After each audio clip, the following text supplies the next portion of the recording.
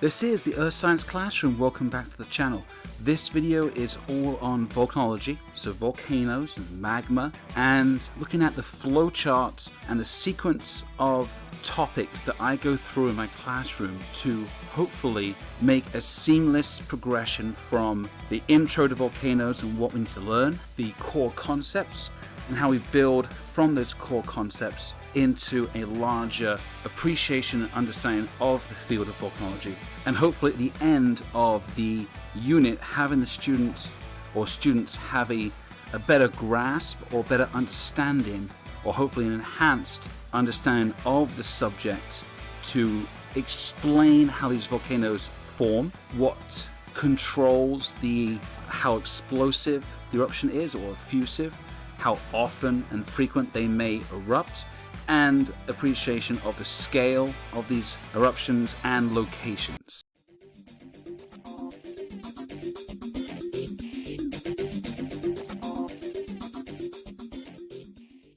Okay, so we have our flow chart here of volcanology.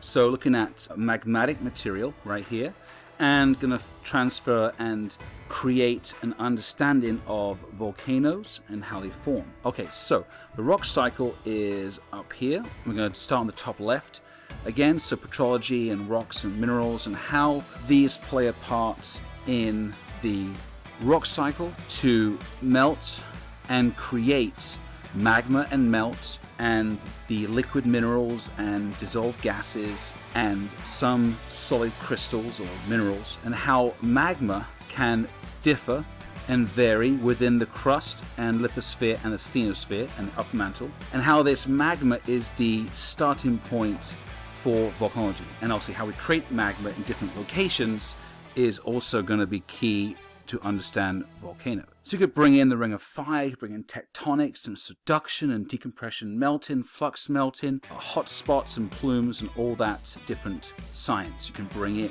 Now, then you've got to look at the characteristics and the composition of the magma. You're going to look at obviously the temperature. You're going to look at the elements that are included in the magma, and then discuss a very important term called viscosity, which is the resistance to flow of a liquid or gas in looking at liquid for magma. And you can also look at how to measure this as well, the viscosity. The characteristic of magma is very important because magma, when it rises to the surface through uprising through various processes, will turn into lava, and that will flow on the surface, and it will flow through different types of cracks and holes in the crust, which we call volcanoes. And then it comes to obviously different types of volcanoes, and the kinds of lava that are coming up through the crust will create certain types of volcanoes. For example, a stratovolcano is formed differently to a shield or a caldera or a fissure or even a lava dome or a parasitic cone. It's all going to be different kinds of lava and different kinds of eruptions that create these volcanoes. So we can go into the eruption types. Again, that's based on the lava composition, which comes from the magma composition, the different types, whether more effusive or explosive, and then we can flow into what kind of features we're going to have and expect to see at different types or with different types of eruptions. For example, a Hawaiian or Icelandic or a Strombolian eruption type will be less explosive than say a Plinian or ultra-plinian, which would have a lot more dangerous and violent features that are associated with this kind of eruption, like a Toba or a Yellowstone supervolcano or a Vesuvius in 79 AD in Italy that's destroyed Herculaneum and Pompeii.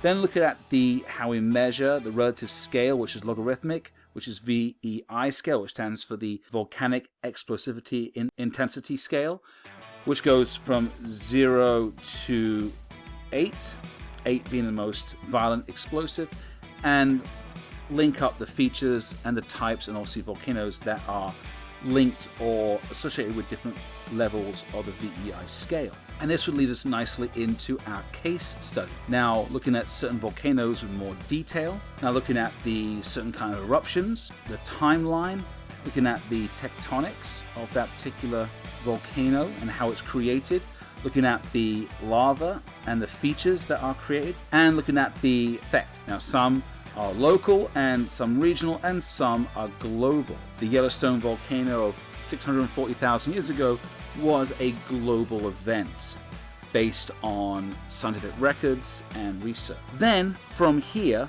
we can look at two branches. We can look at the intrusive igneous formations, the plutonic features, which occur when magma is going to cool and crystallize and consolidate underground beneath the crust and will not erupt, or it is erupting but becomes dormant and then extinct, and how this can create different formations or structures of solid igneous, intrusive igneous rocks like granite or andesite under the ground, things like batholiths and laccoliths and sills and dikes. And we can also look at the plate boundaries, which I discussed earlier, but looking at intraplate volcanism. So volcanism that happens usually through hotspots and plumes around the world, both on the oceans, ocean floor, and obviously continental, like with the Yellowstone, and how these plumes behave, why they're in certain locations, the circulation models that are associated with these plumes,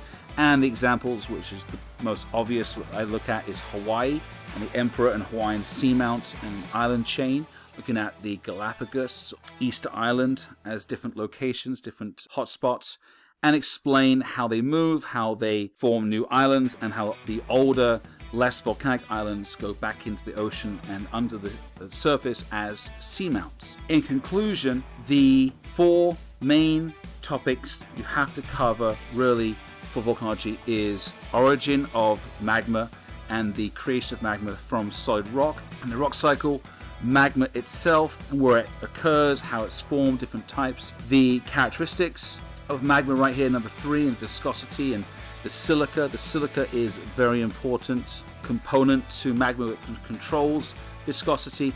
And fourth and last one, as the foundational knowledge, is lava types. And from there, you can build on what volcanoes are formed, and the rest we can build on and branch out our knowledge. So that is volcanology.